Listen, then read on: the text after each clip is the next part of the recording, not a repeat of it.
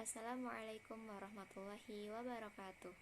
Halo teman-teman, perkenalkan saya Najma Firdaus Ahmadur Rahman dengan nomor induk mahasiswa 20 0401 0045 Program Studi Pendidikan Agama Islam semester 6 Universitas Muhammadiyah Magelang. Pada kesempatan kali ini saya akan menyampaikan materi berkaitan dengan pembelajaran mikro, yaitu keterampilan membimbing diskusi kelompok kecil. Adapun tujuan dari keterampilan ini adalah untuk memperoleh keterampilan sehingga dapat membimbing diskusi kelompok kecil dalam rangka merancang, melaksanakan, dan mengimplementasikan pembelajaran yang mendidik. Suatu kegiatan dapat disebut diskusi apabila memenuhi syarat, yaitu yang pertama, melibatkan kelompok yang anggotanya berkisar antara 3 sampai dengan 9 orang.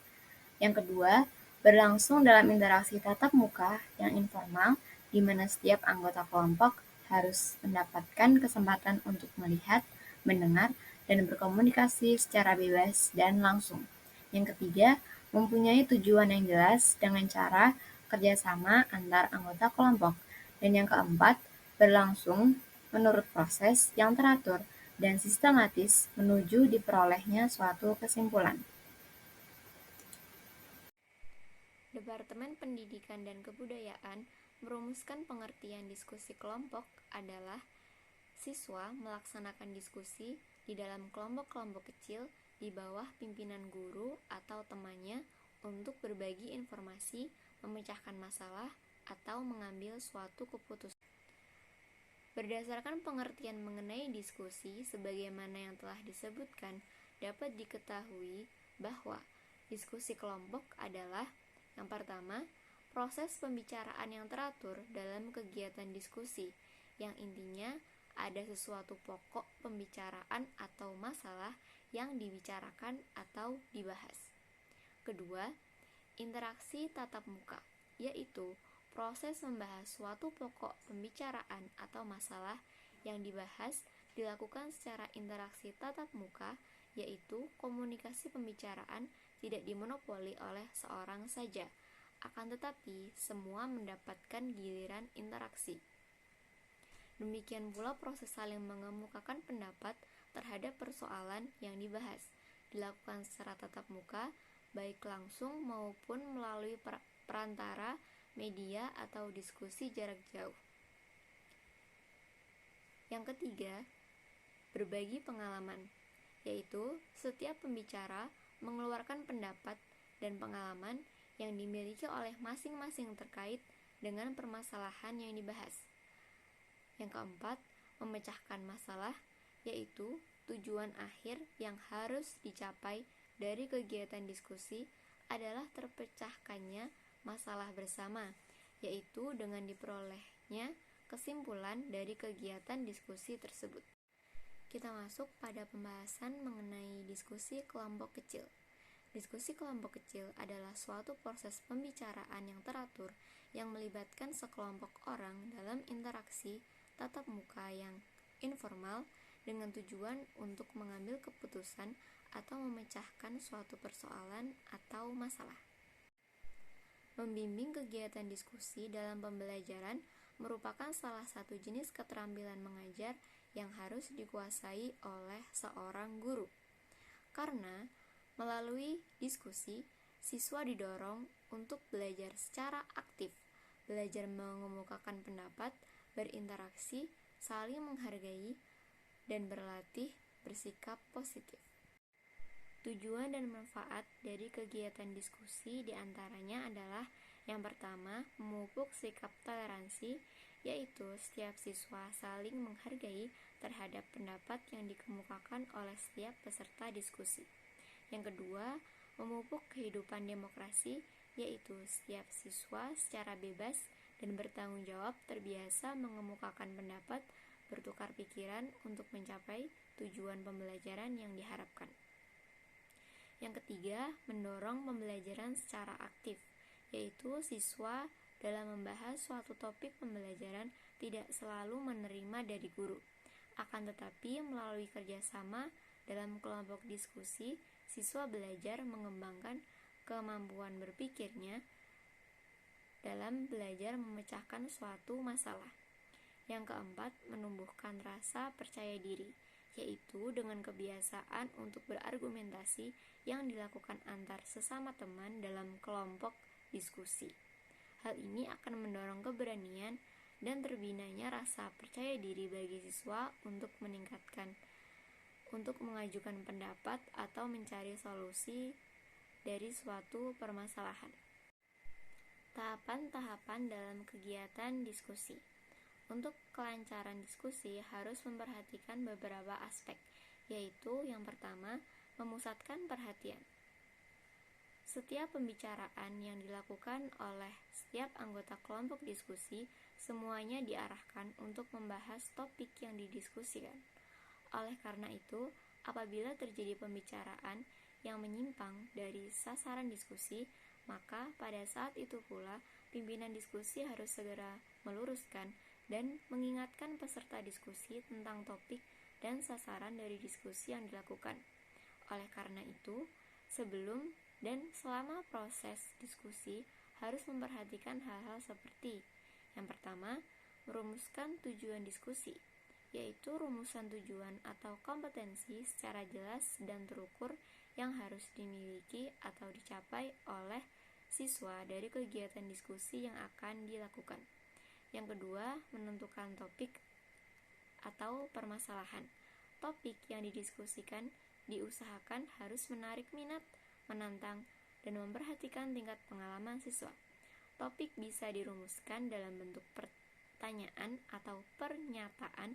Melalui topik yang dirumuskan secara jelas, terukur, dan menarik, maka akan dapat mendorong dan menggugah rasa ingin tahu siswa, sehingga siswa akan secara aktif mencari informasi, belajar, dan ikut serta memecahkan permasalahan atau topik tersebut. Yang ketiga, mengidentifikasi arah pembicaraan yang tidak relevan dan menyimpang dari arah diskusi. Hasil dari identifikasi dapat dijadikan masukan bagi pimpinan diskusi untuk meluruskan pembicaraan, pertanyaan, atau komentar lainnya, sehingga kegiatan diskusi secara senantiasa terjaga dan terfokus pada masalah diskusi. Yang keempat, merangkum hasil diskusi. Rangkuman ini tidak hanya dilakukan pada akhir diskusi, tetapi selama proses diskusi berlangsung, hasil pembicaraan yang inti segera dirangkum, sehingga pada akhir diskusi akan dapat menyimpulkan secara lengkap dan akurat. Aspek dalam kegiatan diskusi selanjutnya adalah memperjelas masalah atau urutan pendapat. Guru atau pimpinan diskusi urun rembuk dalam memberikan penjelasan yang diperlukan. Maka setiap peserta diskusi akan memiliki persepsi yang sama terhadap ide yang disampaikan oleh anggota kelompok diskusi. Untuk memperjelas setiap pembicaraan dari peserta diskusi, guru dapat melakukan hal-hal sebagaimana berikut. Yang pertama, menguraikan kembali pendapat atau ide yang kurang jelas, sehingga menjadi jelas dipahami oleh seluruh peserta diskusi. Yang kedua, mengajukan pertanyaan pelacak atau meminta komentar siswa untuk lebih memperjelas ide atau pendapat yang disampaikannya. Yang ketiga, memberikan informasi tambahan berkenaan dengan pendapat atau ide yang disampaikan seperti melalui ilustrasi atau contoh, sehingga dapat lebih memperjelas terhadap ide yang disampaikannya itu. Aspek dalam kegiatan diskusi yang ketiga adalah menganalisis pandangan siswa. Analisis terutama ditujukan untuk meminta klarifikasi atau alasan yang dijadikan dasar pemikiran terhadap pendapat dari masing-masing anggota kelompok diskusi. Dengan demikian, semua peserta diskusi akan memahami dan menghargai terhadap perbedaan pendapat yang dikemukakannya. Setelah diperoleh informasi, alasan-alasan dari masing-masing anggota berkenan dengan pendapat yang berbeda-beda itu, maka selanjutnya pimpinan diskusi dapat menindaklanjutinya dengan mencapai kesepakatan terhadap hal-hal mana saja yang disepakati bersama dan mana yang tidak disepakati bersama, sehingga dari diskusi tersebut membuahkan kesimpulan bersama. Selanjutnya, aspek dalam kegiatan diskusi yaitu meningkatkan partisipasi siswa. Untuk mendorong siswa atau peserta diskusi ikut aktif urun rembuk dalam proses kegiatan diskusi, terdapat beberapa aspek yang ditempuh oleh guru atau pimpinan diskusi, yaitu yang pertama, mengajukan pertanyaan kunci yang menantang siswa untuk berpendapat atau mengajukan gagasannya. Yang kedua, memberikan contoh atau ilustrasi baik bersifat verbal maupun non-verbal, di mana melalui contoh atau ilustrasi tersebut menggugah siswa untuk berpikir. Yang ketiga, menghangatkan suasana diskusi dengan memunculkan pertanyaan yang memungkinkan terjadinya perbedaan pendapat di antara sesama anggota kelompok. Yang keempat, memberikan waktu yang cukup bagi setiap anggota kelompok untuk berpikir dan menyampaikan buah pikirannya. Memberikan perhatian kepada setiap pembicara sehingga merasa dihargai, dan dengan demikian dapat lebih mendorong siswa untuk berpartisipasi, memberikan sumbang pemikiran melalui forum diskusi yang dilakukan. Aspek dalam kegiatan diskusi selanjutnya yaitu menyebarkan kesempatan berpartisipasi. Kegiatan diskusi merupakan salah satu contoh penerapan demokrasi dalam pembelajaran. Karenanya, pimpinan diskusi atau guru harus mampu mengendalikan kegiatan diskusi agar pembicaraan tidak didominasi oleh sekelompok atau orang-orang tertentu saja. Untuk mendorong partisipasi secara aktif dari setiap anggota kelompok, dapat dilakukan hal-hal seperti: yang pertama, memberi stimulus. Yang kedua, mencegah monopoli pembicaraan. Yang ketiga, mendorong siswa untuk merespon pembicaraan dari temannya yang lain. Dan yang keempat adalah menghindari respon siswa yang bersifat serentak, agar setiap siswa secara individu dapat mengemukakan pikirannya secara bebas berdasarkan pemahaman yang dimilikinya. Aspek yang terakhir yaitu menutup diskusi. Diskusi dikatakan efektif atau efisien apabila semua peserta diskusi berkesempatan mengemukakan ide atau pikirannya, sehingga setelah berakhirnya diskusi diperoleh kesimpulan sebagai hasil berpikir bersama. Adapun kegiatan-kegiatan yang harus dilakukan oleh guru atau pimpinan diskusi dalam menutup kegiatan diskusi yaitu: yang pertama, membuat rangkuman sebagai kesimpulan atau pokok-pokok pikiran yang dihasilkan dari kegiatan diskusi yang telah dilaksanakan. Yang kedua, menyampaikan beberapa catatan tindak lanjut dari kegiatan diskusi yang telah dilakukan, baik dalam aplikasi maupun rencana diskusi pada pertemuan berikutnya. Yang ketiga, melakukan penilaian terhadap proses maupun hasil diskusi yang telah dilakukan, seperti melalui kegiatan observasi, wawancara, skala sikap, dan sebagainya. Penilaian ini berfungsi sebagai umpan balik untuk mengetahui dan memberi pemahaman kepada siswa terhadap peran dan partisipasinya dalam kegiatan diskusi tersebut. Hal ini penting untuk lebih meningkatkan aktivitas siswa dalam pembelajaran melalui diskusi yang akan dilakukan pada kegiatan berikutnya. Baik, selanjutnya saya akan mencoba memberikan contoh bagaimana penerapan keterampilan membimbing diskusi kelompok kecil. Baik anak-anak, untuk memperdalam pemahaman kalian mengenai masuknya agama Islam di Indonesia, Ibu akan membagi kalian menjadi 4 kelompok. Setiap kelompok terdiri dari 5-6 orang. Silakan kalian berhitung dari 1 sampai 4. Dimulai dari Najma. 1, 2, 3, 4. 1, 2, 3, 4. Baik, silakan berkumpul sesuai dengan pasangan kelompoknya masing-masing.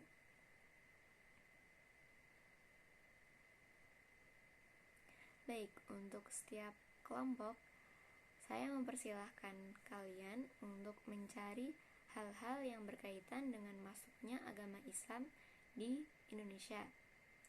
Silakan kalian bisa mencari sumber atau referensi bacaan bisa melalui buku paket, internet, atau buku bacaan lainnya. Saya akan memberikan waktu dalam kalian berdiskusi selama 30 menit dimulai dari sekarang. Setelah mengerjakan nanti, kalian dapat mempresentasikan hasil diskusi kelompok kalian. Baik, untuk kelompok 1 sudah sampai mana pengerjaannya? Kelompok 4 sudah sampai mana pengerjaannya? Baik, waktu kalian untuk mengerjakan sudah selesai.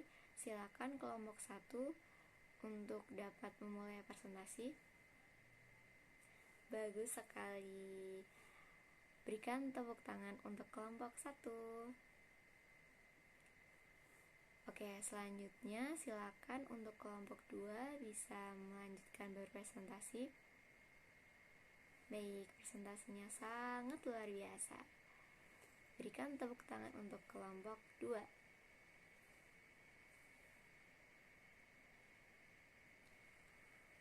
Oke, berdasarkan dari hasil presentasi yang sudah kita lakukan tadi, ternyata terdapat perbedaan pendapat mengenai teori masuknya Islam di Indonesia. Ada yang menjawab 5, ada yang menjawab 4 teori. Kira-kira mana yang benar ya? Oke, untuk tahu mana yang benar dan atau mana yang salah, siapa di antara anak-anak yang bisa menjawab mana teori yang benar, apakah ada 5 atau ada 4? Baik, saya persilakan Rafli untuk mencoba menjawab. Bagus sekali, jawaban dari Rafli benar. Silakan berikan aplaus untuk Rafli. Baik, jawabannya tidak ada yang salah terhadap jawaban dari kalian, baik itu yang menjawab 5 teori atau 4 teori, selama teori tersebut dapat dibuktikan dengan adanya catatan dan peninggalan. Oke, baik, hari ini kita telah belajar mengenai masuknya Islam di Indonesia. Terdapat 5 teori yang mengatakan bagaimana masuknya Islam di Indonesia. Yang pertama yaitu teori Gujarat, yang kedua teori Mekah, yang ketiga teori Persia, yang keempat teori Cina, dan yang kelima teori maritim. Oke, untuk pertemuan selanjutnya kita akan membahas mengenai perkembangan kesultanan di Indonesia. Kegiatan hari ini kita cukupkan. Terima kasih atas partisipasi dari anak-anak semuanya. Saya akhiri. Wassalamualaikum warahmatullahi wabarakatuh. Baik, itu tadi pemaparan materi mengenai keterampilan membimbing diskusi kelompok kecil. Sekian yang dapat saya sampaikan. Semoga bermanfaat. Kurang lebihnya mohon maaf. Wassalamualaikum warahmatullahi wabarakatuh.